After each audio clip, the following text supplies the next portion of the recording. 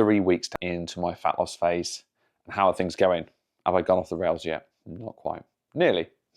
No, actually, not nearly. I went out for Sunday lunch, which I tried my very best to counter the calories before and after, but you know what it's like with a Sunday roast when it comes with cauliflower cheese and then you eat your daughter's cauliflower cheese as well. Those calories are going to be high for that day. But even so, I managed to come out the other side of it unscathed. And yesterday morning, I was weighing in the 85s. I started this 3 weeks ago in the 88s. So we're looking good. We're on track. I'm feeling around the midsection that things are moving.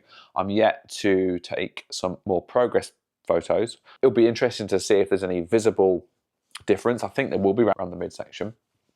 So from that front, so far, so good. The learnings that I can take away and pass over to you, there's 2 this week. They're kind of the same. And they rose from a conversation that I had with one of my clients in the gym last night. He said to me, I don't know if I'm going to be on form tonight because I'm feeling a little bit hungry. I think he'd had an apple a couple of hours before and maybe he had lunch. He wasn't going into the training session fully energized.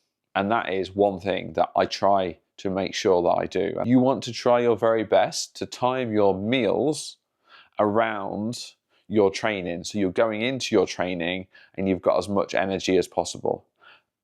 And at our training session at 6:30 last night, at 4 o'clock would have been the ideal time for him to train. Like we said, he was in busy meetings yesterday, and 4 o'clock in the afternoon is when he's in a meeting. So it doesn't always work, but we want to try your very best to make it happen whenever you can. And this is specifically when you're in a fat loss phase, because your calories overall are going to be lower. They are going to be lower in a fat loss phase. So we need to make sure that those calories are timed round when you need them. And that leads nicely into the second point. Time your meals and your food, especially in the evening, around times when you get the most hungry. Sounds logical, but people often don't think about that. Personally, for me, I will get the hungriest in the evening. So I will have a snack about 8 o'clock at night, and it's a dense, not calorific, but dense in is voluminous. Is that a word? Voluminous snack with low-fat yogurt, with oats. There's a little bit of peanut butter in there. 20 grams of pushing the boat out.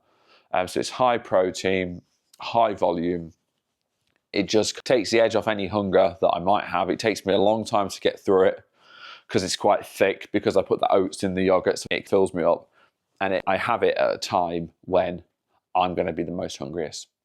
So if you get to the evening and you've eaten all your calories for the day, you've eaten all the food for the day, but as soon as you sit down to watch whatever it is, Walking Dead on Netflix, it's a bit of an old reference, but myself and my wife, we're slowly making our way through all of Walking Dead. I think we're on season 6 at the moment.